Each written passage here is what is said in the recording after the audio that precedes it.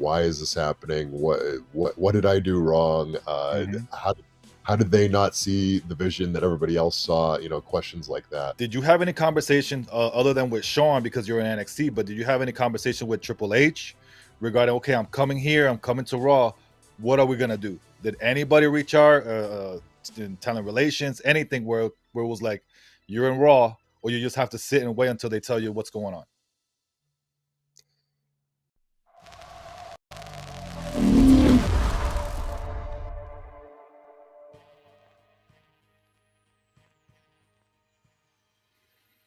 Bueno, mi gente, bienvenido. Aquí estamos en una gran entrevista en exclusiva con uno de los agentes libres más codiciados en estos momentos en la lucha libre.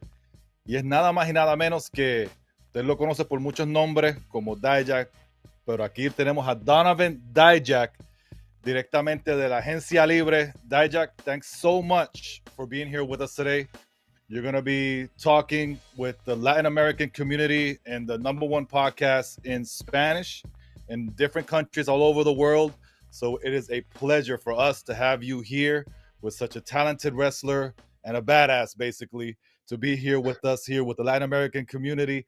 Donovan Dijak, what's going on? How are you doing today, man? I'm doing very well, thank you. It's a busy day. I had a long night last night. Um, I was at AEW Forbidden Door until the wee hours in the morning. I stuck around. I watched the whole show. I got to see a lot of old friends, but also Long Island is a 4-hour drive from where I live. So I got home at 5 a.m. this morning. I got like 3 hours of sleep. I woke up and I've been doing podcasts ever since. So yeah, busy, tired, but busy's better than not busy. There you go. It's always being grateful, right? So, Yes. real quick, you've been busy ever since the news came out that your contract was up with WWE. Nothing happened. You guys just parted ways, right?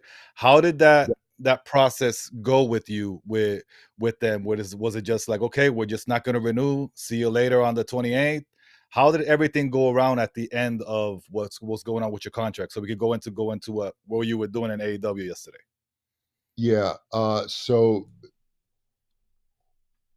it's it's it's a long story in terms of time, but it's a short story in terms of events. Because basically, I've been with WWE or I had been with WWE for 7 years, and my contracts were always renewed routinely, maybe a year into each one of them. So it never came even close to being up. Um, but this go around, um, was my first time on this level of main roster contract.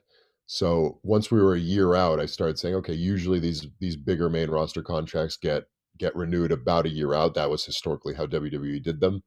But then Endeavor kind of took over. I'm not sure exactly what the timeline is there, but Endeavor purchased the company maybe, I don't know, feels like 8, 9 months ago, something like that. Mhm. Uh, but but yeah, and once that took place, then I was like, okay, I think I need an agent. So I signed on a Paragon Talent Agency, which is Mojo Rawley and Steve K. Um, and and they've been assisting me wonderfully with the process. Um, Basically, what happens is you're waiting for an offer from WWE. You're waiting for an offer. They make the initial offer. You introduce that you have an agent. Negotiations take place, and then that's kind of how the process goes. It seemed like with Endeavor that they were letting these things go tighter and tighter, which was unlike WWE, but very common for Endeavor. So it is what it is. Um, as we start to get closer and closer to the wire, we're 2 months out, we're 1 month out, but we think we're in a good spot, right? Because I'm having these killer matches in NXT, I'm getting Mhm. drafted to Raw, I'm on the main roster. It's all trending in the correct direction for a good renewal for my contract. Um, Maybe a month out, we introduce the fact that that I have this representation, and they're like, okay. Um, and then mm, probably hit them up again maybe 3 weeks out or something like that. "Hey, just following up, seeing if just wanted to remind you that there's representation. Dijak is up in 3 weeks," or whatever it happened to be at that point. Mhm. "Hey, thanks for letting us know." Um, And then finally, right now, I think it's about 2 weeks. I don't know the exact timeline, but it wasn't long ago that we Mhm. contacted them again. It's like, hey, just buzzing you again. Dijak is up on the 28th, so we just wanted we need to get plans in place, one way or the other for whatever's going on. If you want to make an offer, or we can counter it, or whatever we're looking to do. And that's when they informed us that they would not be renewing my contract in any capacity. So then it became kind of a whirlwind of like, why is this happening? What did I do wrong? Mhm. How did they not see the vision that everybody else saw? Questions like that. And also combined with that, I have to figure out now how to fix my income because I have a house and a mortgage. I have 2 children, Mhm. and my paycheck will stop in X amount of days, so I need to start quickly figuring out where my next paycheck is gonna come from. So yeah, I wasn't thrilled about the process in that regard. I think that ethically, that was irresponsible. But from a business standpoint, um I I don't hold it against them. Maybe that's the best business decision for them. Endeavor's a very uh, wealthy company. So their job isn't to think about how something affects me. Their job is to think about their bottom line. So I don't hold it against them. I honestly hold it more against myself for not uh, preparing better for this scenario. I trusted people and I trusted things that I was told, and I shouldn't have. I know better as a businessman. I know that I should have safeguarded myself against worst case scenario, and I did not, and that's on me. So yeah, that's kind of where I stand with that contract process. So basically, WWE never showed you any type of offer at all for you to counterattack or you to tell them this is my offer. Nothing. Nothing, no. And I've heard that they're I heard that they're offering some people less money. I heard that they're offering people the same money, which is not historically what has happened. There's not a Mhm. lot of instances of people taking pay cuts in WWE, especially considering that WWE is in a time of great, great fortune. They're making money hand over fist. Um, they're making more money than they've ever made in company history. Endeavor's making more money than they've ever made in company history. But they're going to do what they're going to do uh, from a business standpoint that's best for their Mhm. business, even if it means saving pennies on the dollar. They're going to continue to do that because that's just what has always been their process. And quite frankly, the professional wrestlers need to do a better job about um, taking care of ourselves. Yeah, because usually before, and you had mentioned it at the beginning, where whenever you would hear the rumblings about contracts, a year before they're already talking about negotiations. Months Mhm. before they're already talking about the negotiations about what's going to be for their new contract, how many years. Um, your expectation obviously was to be able to renew because you were just having banger matches. You know what I mean? And especially in NXT, you get drafted to Raw, and we're all asking ourselves, we have a podcast where we have a lot of fans writing, and as soon as we saw Dijak going from NXT back to, from NXT back to Raw, we were like, oh snap, Dragonoff is gonna be there, Braun Breaker is gonna be there, and all these, it's new fresh faces for us to see on Monday nights, and we're wondering like what's happened with every week. We're like, why haven't they used Dijak? Why haven't they used Dijak? They did not see what happened with Joe Gacy in the Asylum match a couple of weeks ago. Like, what's going on? Where we could have Dijak wrestling Priest, we could have Dijak wrestling so many other people right now on Raw that the main roster fans are not used to seeing. Because yes, you wrestled Priest in NXT, but you could have wrestled Priest at Raw and it would have been a banger of a match. You know what I mean? You wrestle him as T-Bar, but not as this Dijak. You know what I Yep, mean? It could have been a lot of different things where you're a good heel character. What's going through your mind on these couple of weeks where it's like, okay, they draft me on Raw, they draft you, they don't draft you on Raw on TV, they do it after the show is over. You yep. know what I mean? So what is going on in that process where they're like, okay, I know you explained in another interview where it was like, okay, I know I'm in trouble if there's really not no plans when you know you were really killing it these past couple of months in NXT. You know what I mean? So what's really going on through your mind in all this process? Um, I can tell you what was going on in my mind during the process, and I can tell you what is going on in my mind now in hindsight of what I think was happening. Um, I'll start with what I think was happening. I think their mind was already made up. I think they made this decision more than likely when I was sent to NXT, but it's within the realm of possibility that the decision was made more recently, maybe around like the draft time. I think once the draft took place, I think the wheels were set in motion for this likely isn't going to work out. Um, and like I said, I was figuring these things out in real time because I was sitting at the draft, and the draft was a shoot. It was real. Mhm. None of us knew where we were going to be drafted or if we were going to be drafted or anything like that. I knew that there were plans on the table, at least pitches on the table, for me to be feuding with Trick Williams over the NXT Championship if I stayed on NXT. But I also heard through the grapevine that I'm more than likely going to end up on Raw, or maybe not on Raw, but I knew I was going to end up on the main roster in some Main roster. capacity. Um, so as I'm watching the draft, the names are coming up, and I'm happy for my friends and stuff. But I'm also aware that this is on television, so I want to stay in character in terms of this big, lumbering vigilante assassin or whatever I am. So I'm not like standing and cheering or clapping, but that was a decision on my part, to stay in character as best I could for those. And I even wanted to do. I had a whole plan in place for when I get drafted on TV and what that's going to look like and how I'm going to stand out, and I'm going to stay in character, but I'm also going to show this appreciation. So I had this whole, and as I'm watching the names go and go and go, I'm saying this is getting worse and worse and worse because, like, yes, um, yes, it's predetermined, right? It's just a script. They Mhm. Yeah. sit in a room and they say, "Oh, this guy's going to go first. This guy's going to go." So it's not a real draft, but in a sense, it is a real draft because it's kind of like assigning like a value to everyone. Like, oh, we think that Carmelo Hayes is worth this much. We think that Ilya Dragunov is worth this much. We think that Kiana James is worth this much.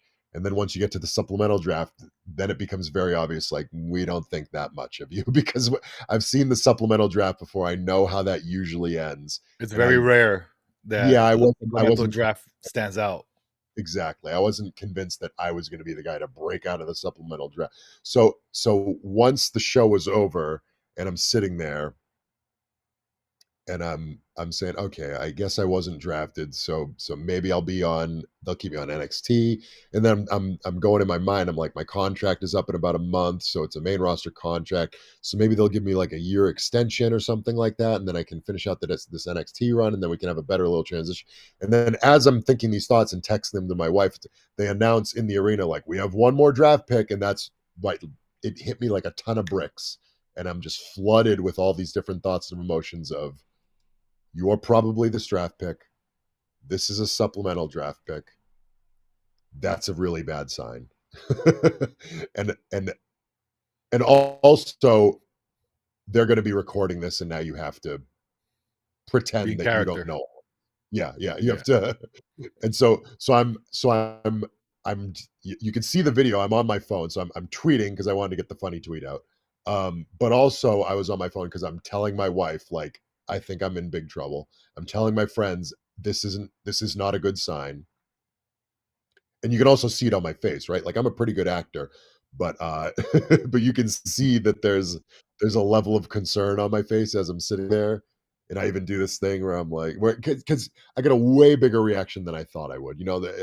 All my friends and coworkers are such incredible supporters of me. The fans in that arena are huge behind me. So everyone erupts, and it's this big reaction. And so I'm flooded with this mix of emotions of, like, I'm so happy that these people are so happy for me and proud of me. And that fills me with joy. I just wish I could properly communicate to all of them how scared I am right now. Mhm. Yeah. Because that's how I felt. I felt scared because I'm like, I've been in this business longer than almost everybody in this room, with the exception of, like, Shawn Michaels and maybe one or two other wrestlers. I'm like, I've been in this company longer than pretty much everybody in this room except for Shawn Michaels and maybe Johnny Russo. So I'm like, this is this is a bad sign.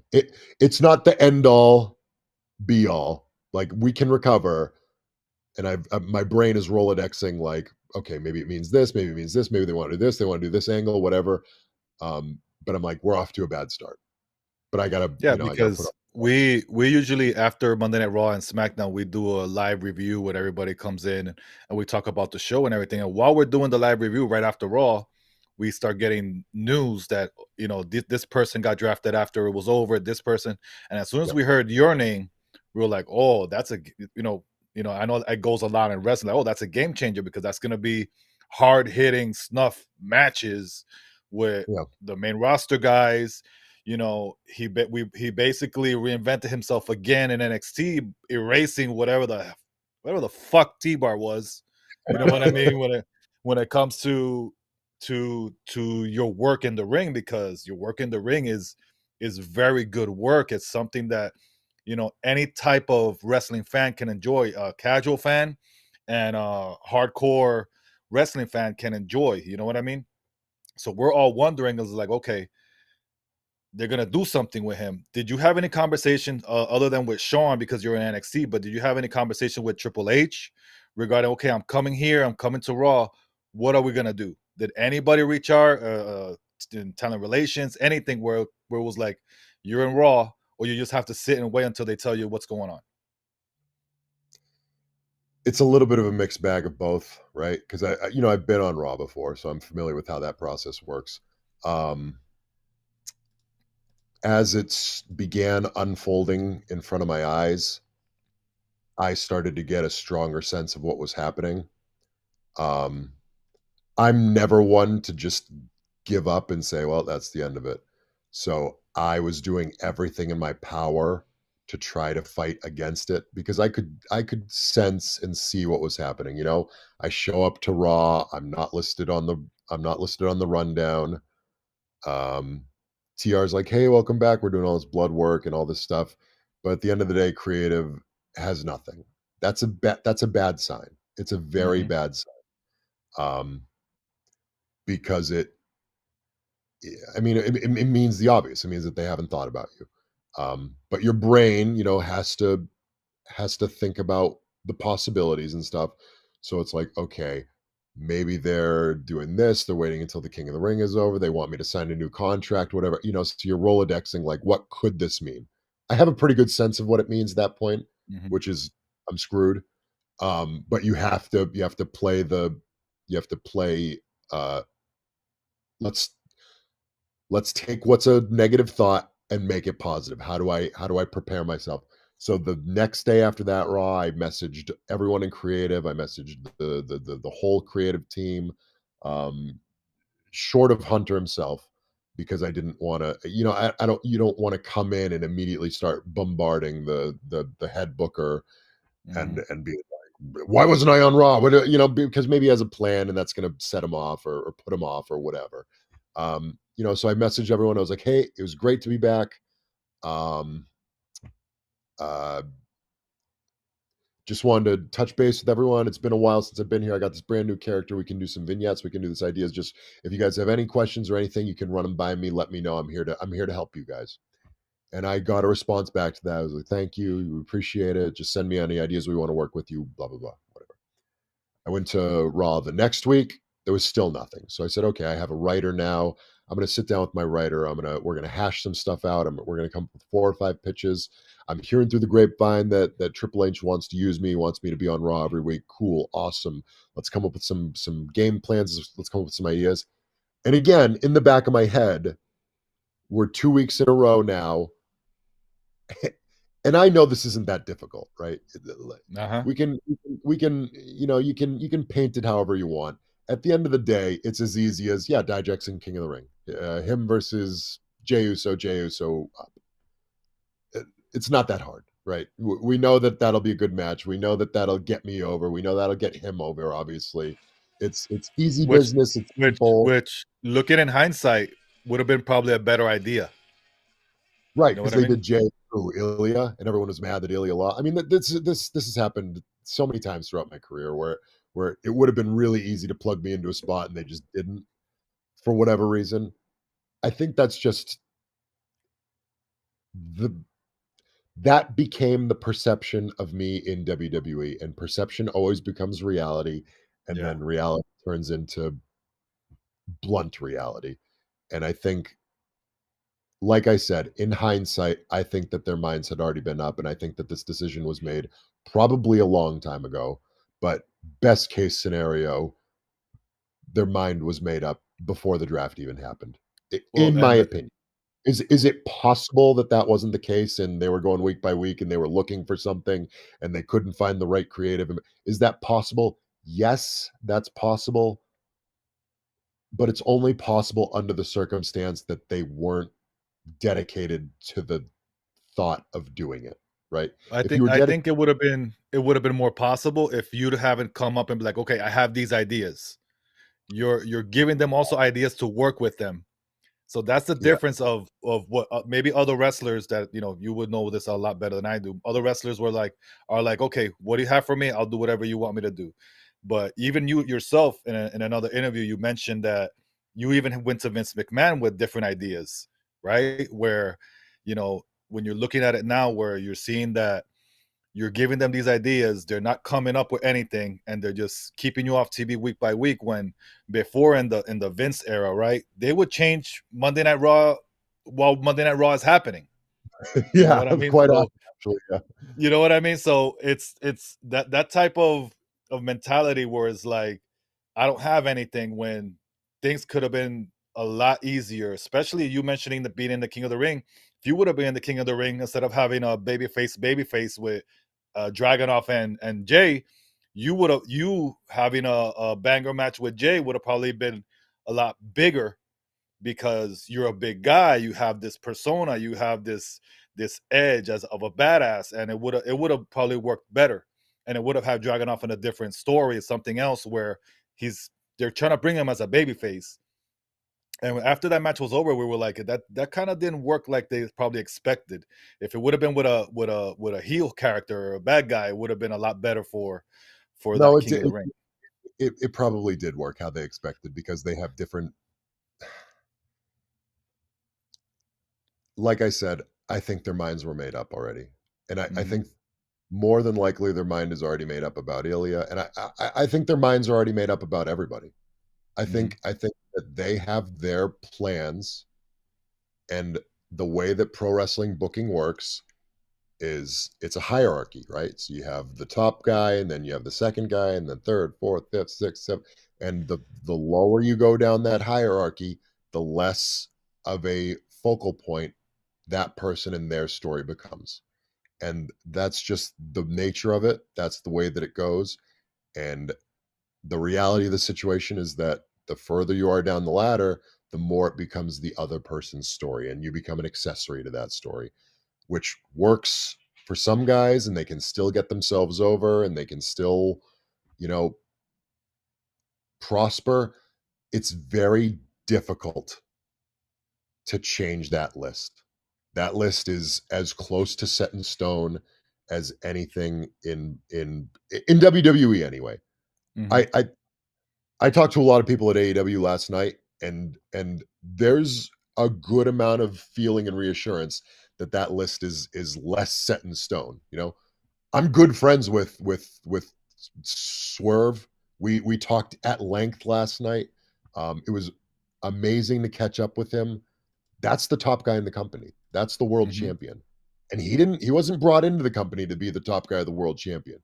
So to me, that says that that company, there's a there's a chance to change the list in that company. It might not be the Okay. easiest thing for 'em, and I'm not saying that Swerve didn't do the work, 'cause Swerve did the damn work. Yeah, Hmm. I know him, and he and I have very similar mindsets in terms of, "Oh, you don't have faith in, okay, let me prove you wrong, okay? Oh, you Yep. don't think I'm gonna that? Okay, let me prove you." We that's the mindset that we came up in the business with, and it's always gonna be an us against the world type thing. And so that tells me that it's at least possible, right? Maybe not So probable, but possible. so In so WWE, speaking it feels less possible.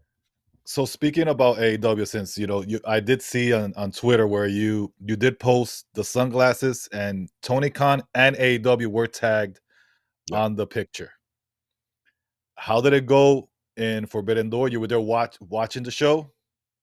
Yeah, just there watching. Are I there was any negotiation? Because now we're gonna look at what's yeah. next for Donovan Dijak. There's so many possibilities, and even being in AEW, there's possibilities to do other things because they have some have the freedom to work with New Japan and CMLL, in Mexico and things like that. What's going through your mind? How did it go? Did you have a meeting with Tony Khan, or was it just, hey, how you doing? Let's talk soon. What exactly happened other than visiting the boys, visiting your friends, and what's going on through Dijak's mind right now? What? Let's see if we have an exclusive here of what's next for Dijak. No, I didn't get to talk to Tony at all. Yeah, I know that he's been made aware of me because that's public. Uh, that happened on the conference call. Um, I obviously, as I mentioned, I have lots of friends in AEW. I know that some of them have brought my name up in accordance to them. I think there's a million different reasons for different things in a from a business aspect. Um, right now, I'm a free agent and I'm enjoying free agency for the first time in a long time in my career. The last time I was a free agent, I was in my 20s. Mm-hmm. So, and right now I'm 37. So I've been the under the contract of WWE for a very, very long time, and that comes with some rules and regulations that I don't have to adhere to anymore, and that's a very good feeling for me because I'm the kind of person who likes to bend the rules and explore every avenue and say what I want and do what I want, and that's a liberating feeling for me at this point in my life and this stage of my career. So I'm very much enjoying that. That being said, I there are conversations happening. Um, it's always going to need to be the correct fit, and I say that because I know that from experience. Because I'm not at a stage in my career where I can hope and pray anymore. I can't just sit back and say, "Boy, I hope somebody somebody sees it with me and gives me the chance that I need." No, I need reassurance that yes, if I'm here, there will be an opportunity. I'm not saying I need to be handed the world, right? I've never been the guy who needs to Mm-hmm. be handed the world. I would love to be handed the world, and if I were, I would take that and run with it, and I'd make the company $1 million, whatever company happens to be. I'm that confident in myself, and I always will be. That being said, what I need is a chance with uh, a chance to prove myself that will be heard, right? Because I was given a chance to prove myself, and I did, and it wasn't heard. That's what happened in WWE. Um, I need reassurance that wherever I'm going to go, wherever I'm going to end up, that if I'm given the opportunity and I knock it out of the park, which I will, because I always knock every opportunity out of the park. That's just the cloth that people like Swerve and MJF and all these guys that I came up with were all cut from that same cloth. Where if you give us an inch, we're going to take a mile and we're going to knock it out of the park. End of story. If I want to be somewhere where that will be guaranteed to me, that says we will give you a chance, and if you knock that chance out of the park, you will get more chances and bigger chances because I know I will succeed under those circumstances. If you can't assure me of that, then that's not where I want to be long term right now. So And do if you I need feel some time to do that by myself, I will do that by myself independently. that even though the work you did was great with WWE, do you feel like it was a little bit unrewarding, even because of all the banger matches you were having? Because I could tell you right off the bat, the matches with Keith Lee, the what you were doing with Joe Gacy and that match last year with Dragunov. My Mhm. God, you know what I mean? That's those are the type of matches that's like, okay, we have a superstar here. What You are know we what's gonna funny? do now? Yeah, you know what's funny to me is that the matches are almost secondary in a funny way. Hmm. They're number 1 to me, right? Nothing means more to me than wrestling in the ring and generating the best audience reaction and getting those emotional cues and feeding into what I feel is storytelling because I can control that. And that's 100% my work, and it feels good to have my work validated and to know that I'm one of the best in the world who can do this and I can entertain people and make them happy and all the good great things and feelings that come with wrestling. That being said, I kn even before this run, pretty much everybody knew that I was a great wrestler, right? That Hmm. was never a ton of question about that. People saw my matches with Keith Lee and Priest and whoever, and even on Raw, I was having great matches with Priest and Ricochet and et cetera, et cetera, et Hmm. cetera. That was certainly revalidated in this run more than it ever has been before. But what was most paramount to me was the character work and the promo work and the vignettes and the acting and that sort of stuff. Even the social media stuff, which was coming into its own, Hmm. all of it was progressing in such a good, positive way that I felt like I was in a really strong position to present myself as a main player on the main roster. Didn't need to be the top player, didn't need to be the guy, the world champion, but I thought I could be in the mix in a spot where I can prove myself and then trend that into an even better position. Very similar to Damian Priest, who's a really close friend of mine. Um, we get along tremendously well. We came up on the indies together. We were in NXT together. We were on the main roster together. And his trajectory was when he first started on the main roster, they had a vision for him. I think he debuted in the Royal Rumble. He had a bunch of eliminations, and then that quickly transitioned into a US championship. And he's turned what was a good foundation and a good starting point and turned that into now he's one of the top guys. He's a world champion and he's carrying a brand on his shoulders. That's how I envisioned it going for me. I thought, okay, I've proven myself, I've proven my worth. I've they can start me in like a good solid spot that shows what I can do. I'll continue to prove myself, continue to get chances. That'll start to escalate and that'll turn into a spot where eventually I can show them that I can be this top guy who can carry the company. Instead, I was given pretty much nothing. And that was super disheartening.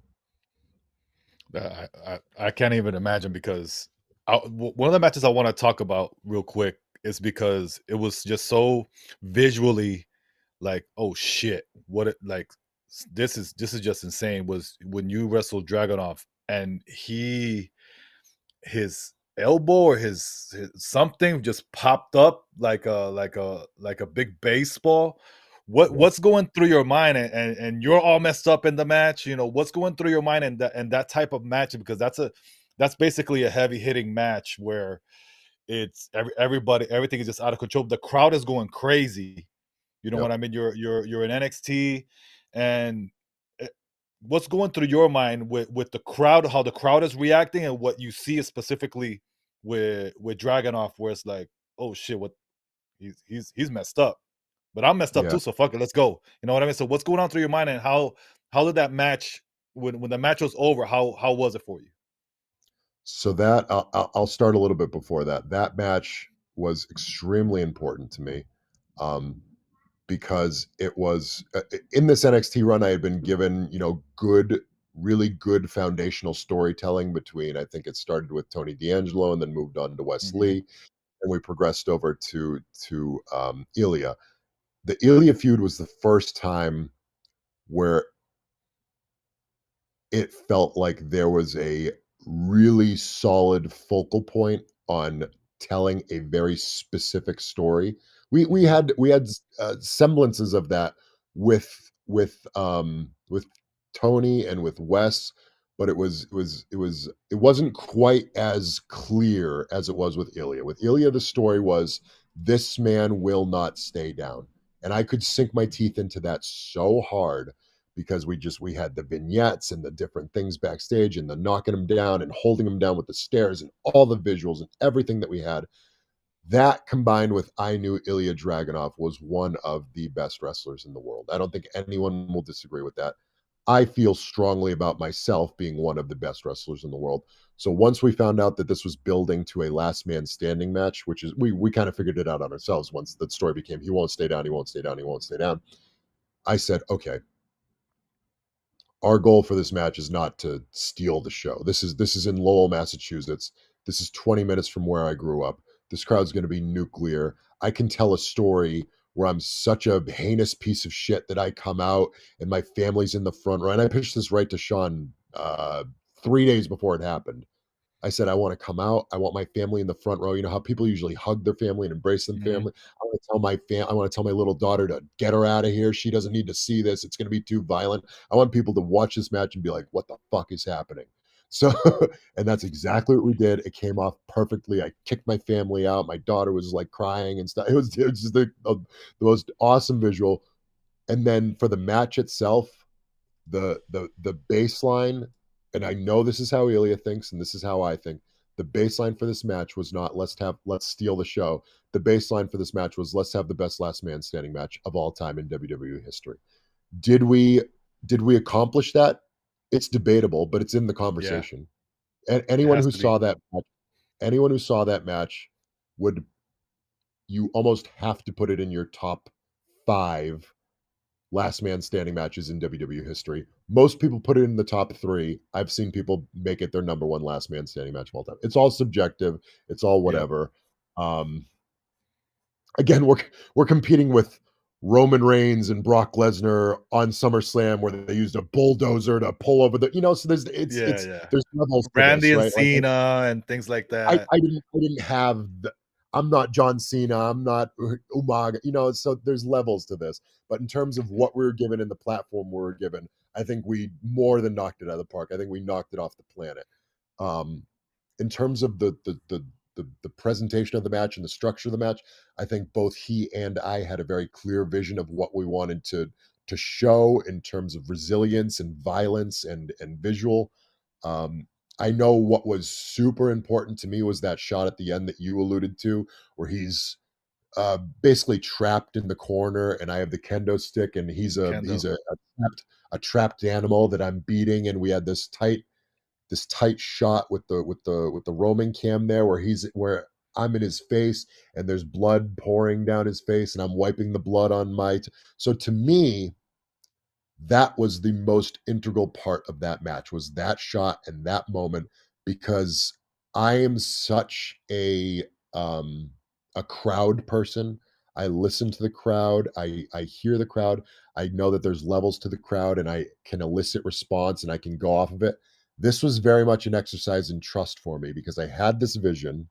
I shouldn't say we had this vision. Myself and Ilya had this vision and our producer. I think our producer for that match was it was Fit Finley. I know for sure it was Fit Finley, who's obviously a tremendous wrestler himself Of and an course. incredible mind of business. So we all worked together to put this together and to block it and structure it with Matt Bloom and Shawn Michaels before with the shots and the timing and the emotion and the visual of the kendo strikes and how I was gonna present them and the kendo stick splinters and you can see it on your screen. I rub blood all over myself. So all of that was so important and so paramount to what I was doing, but it was also a huge exercise in trust because I knew that the camera shot was the most important part of that. Whereas usually I'm doing everything for the live audience and I'm eliciting these huge reactions, but I knew that the live audience probably wouldn't be able to see exactly what was happening.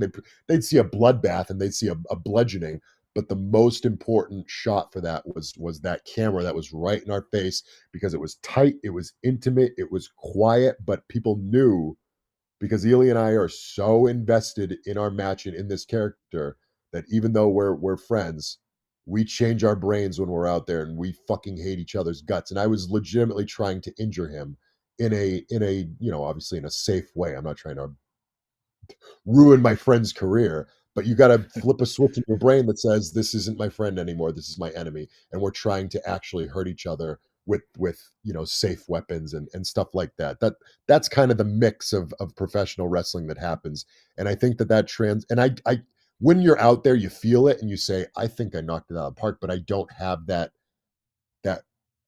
affirmation that's happening live from the crowd, right? Because they're into it and they love it, but it's not that holy shit, holy, this is awesome. Because it's just this like they're sitting on the edge of their seat and they're like, I think I'm watching a murder, right? It's that Mhm. sort of thing where you don't you don't get it right away from the crowd. But then I went to the back and Ilya obviously was taking these shots on his wrist and his fucking arm is like broken or something. And he's all fucked up in the back and he's covered in blood and stuff. And I'm in pain and Sean's like Sean was so happy with it, but you can also see in his face that he's like, Worried.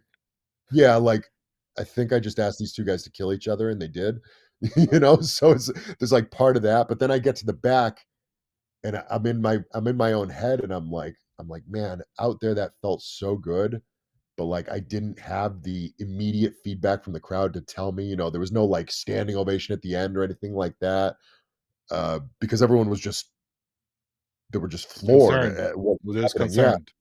and so I opened my phone just to kinda see, and I watched the clip of the shot that I wanted or that we wanted, and I saw the feedback under it, and I was like, "Oh, okay."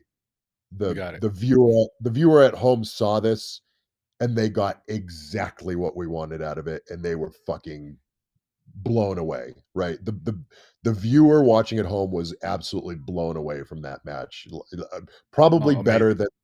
than the people were at the crowd because we designed it to be for the viewer at home, and because that you don't see that level of violence that close and personal in modern day WWE. You just don't.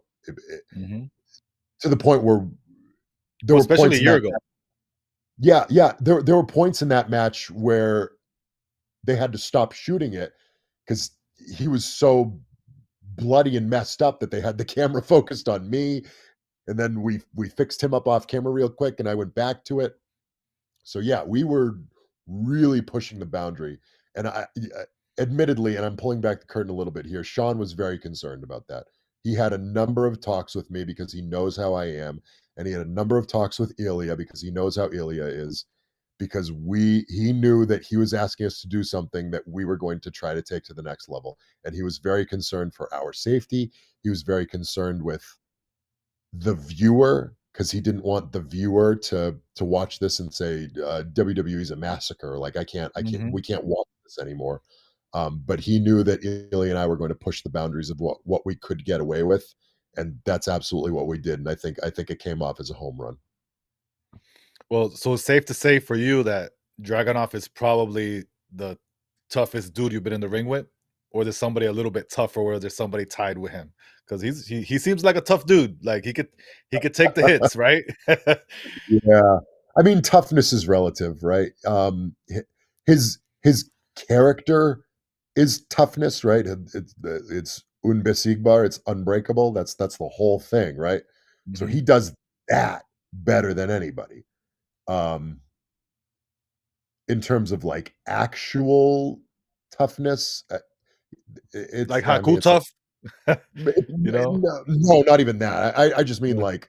like I consider myself an extremely tough individual when it comes to in the ring. Like there's nothing that's gonna stop me or break me. I've never once, knock on wood, I've never had to like stop a match or anything like that. I've never shied away from contact or a shot. There's a ton of guys that are all in that ballpark between myself, Keith, Priest, Riddle. There's a million guys I can list who can just get the shit beaten out of them.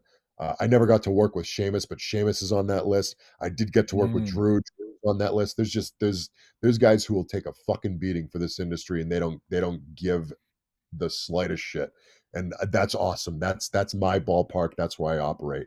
But if you mean like toughness in terms of like this guy's gonna beat the shit out of me and kick my ass, but that's just Matt Riddle. So Riddle's the one that's like, "Okay, yeah, I'll take it easy a little bit with him because, I No, don't I feel don't like take getting. it I don't take it easy at all with Matt, and I look forward to more matches with Matt because he and I have a tremendous history, and he knows that I'm not gonna take it easy on him, and he's not gonna take it easy on me. Um, I would never get in a shoot fight with Matt Riddle in a million years. If Uh-huh. if he disagreed with me, it's something in the back, I'd be like, "Listen, man, like let's talk about this. You'll kill me in 5 seconds. I'm not interested But in in." the ring, well, everything goes. Let's go. Let's get it. Right. That So being said, I never worked with Brock Lesnar because Brock Lesnar would be extremely high on that list. That would I be guess the number one a paramount guy that I want to fuck with. Bobby Lashley too. you're probably For sure. lucky then. But okay, so now with that, you let's move forward to what the future for for Donovan Dijak. Mhm. You still haven't had any offers yet from AEW.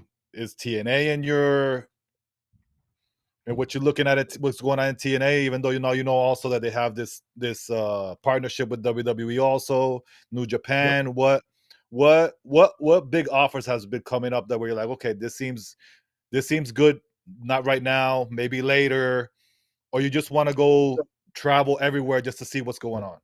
Yeah, so we're way too early in the process right now for offers and things like that. Even if I had offers, I wouldn't be talking about them. But it's way too early in the process. I will say this much: there's been communication on the front of AEW, TNA, New Japan, and MLW. All of those, there has been communication. Um, I won't say how much or with who or anything like Uh-huh. that. That's part of the process of communication, which turns into the process of negotiation, which turns into to different aspects of it. All I'll say is that, and I alluded to this earlier, it needs to be the correct fit at this point in my career, um, just from a standpoint of creative and opportunity, because that's number one important. Obviously, money plays a factor, right? I'm not going to pretend it doesn't. Yeah. That's where my agents come in, and it's their job to take care of me. Um, I got two kids and a family and a house and a wife, and so I'm not gonna sit here and pretend that I'm doing this for the love of the game. I am, Yeah. right? I am doing it for the love of the game, but I love pro wrestling more than anything else in this world, with the exception of my family. My two kids, my wife are number one on my list, and it's not even close, right? I love pro wrestling as much as anybody else on this planet, but I love my family more than Of life course. itself. So that is number one on my list, is making sure that they're taken care of.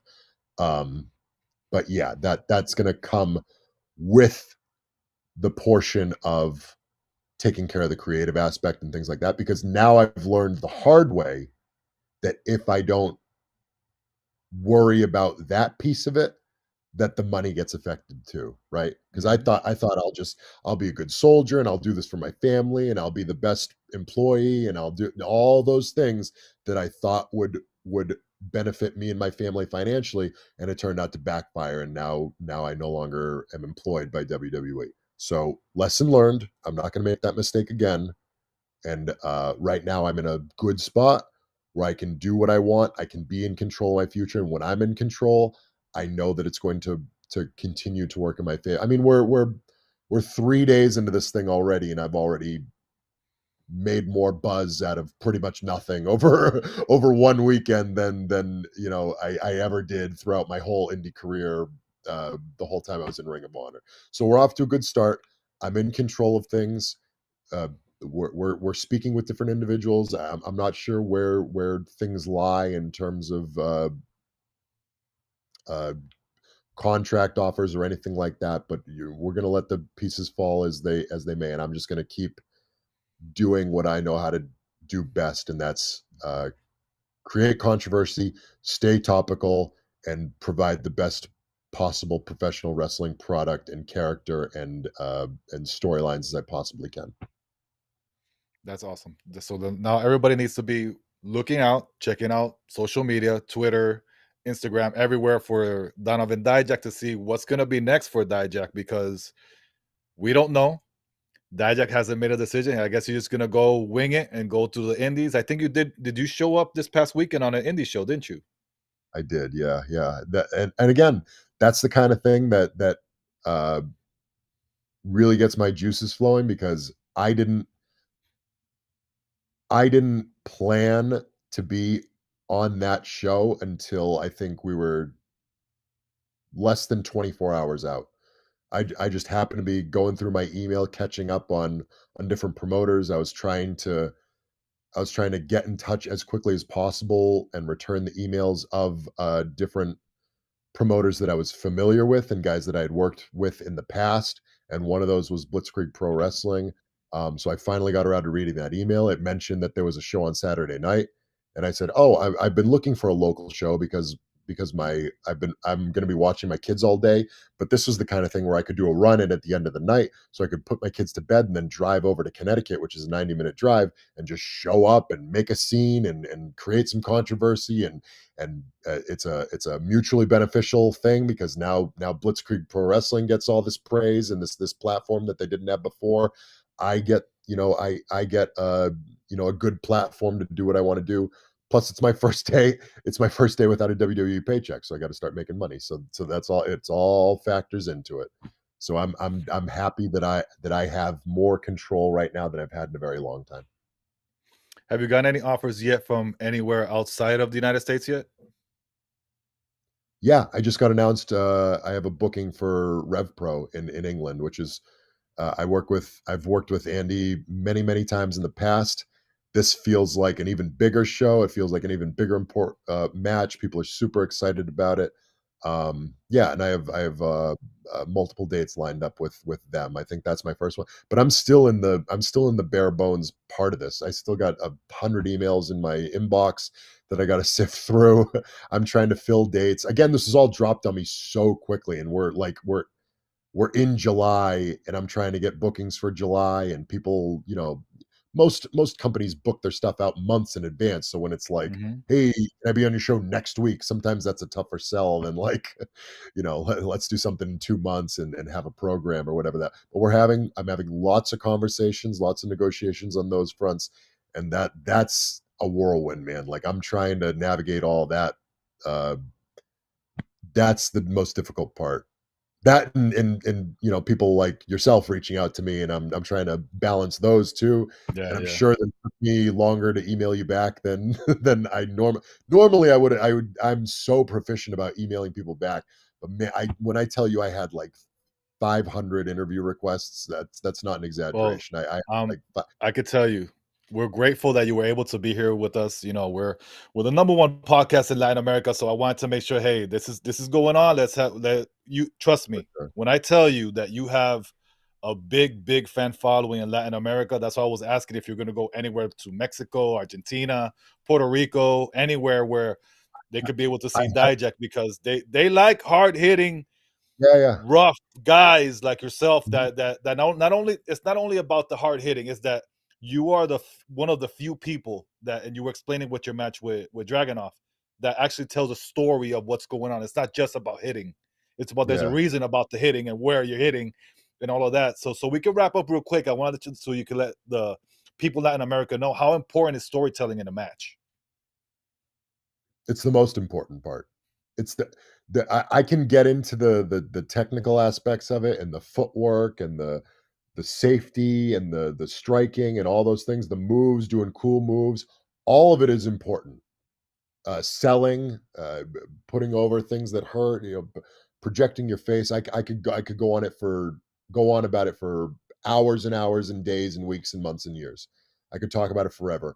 It all pales in comparison to the story. The story is number one, by far the most important part. Even if you're doing the cool moves, even if you're doing the hard hitting stuff, the big false finishes, all of it ties back to why is that happening. And if you can tell the why, then the how becomes so much more vital. And that is what speaks to me as a storyteller. That's what's the most important to me as a performer because that will always resonate and that will always be more memorable it will make every part of the match more memorable. And that's what this is all about. It's all about enjoying moments and giving people something to remember and feel good about. That's awesome. Thank you so much. Donovan Dijak is here with us, mi gente.